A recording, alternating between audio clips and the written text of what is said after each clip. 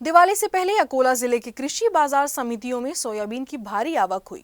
बाजार समिति प्रशासन ने किसानों से अपील की थी कि 2 दिनों के लिए बाजार समिति में बिक्री के लिए सोयाबीन न लाएं, क्योंकि कृषि उपज को रखने की जगह नहीं है।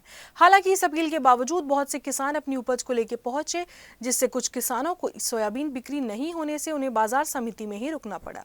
खेतों में सोयाबीन की फसल अब तैयार हो चुकी है, इसीलिए साल के सबसे बड़े त्योहार दिवाली के पहले हाथ में पैसे आने चाहिए। इसीलिए ज्यादातर किसान अपनी सोयाबीन को बेचने के लिए कृषि उत्पन्न बाजार समिति में पहुंच रहे हैं, जिससे अब बाजार समितियों में हलचल तेज हो गई है। अकोला के बाजार समिति में तो सोयाबीन की इतनी आवक हुई है कि कृषि उपज को रखने के लिए जगह की कमी तक हो गई। ऐसे में बाजार समिति प्रशासन ने 2 दिन तक किसानों से सोयाबीन नहीं लाने की अपील की थी, लेकिन इसके बावजूद भी कुछ किसानों ने आर्थिक मजबूरी के कारण अपनी सोयाबीन को बेचने के लिए बाजार में पहुंच गए, लेकिन उनका लिलाव और वजन नहीं हो पाया, जिससे उन्हें बाजार में ही रुकना पड़ा। इस सप्ताह की शुरुआत में मंगलवार को अकोला बाजार समिति में 14,000 क्विंटल सोयाबीन की आवक हुई।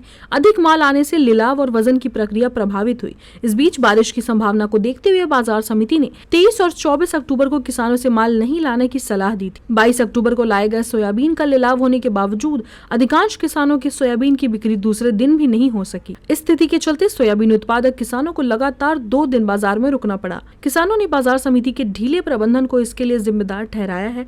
उन्हें सही समय पर सुविधा न मिलने से भारी असुविधा का सामना करना पड़ रहा है।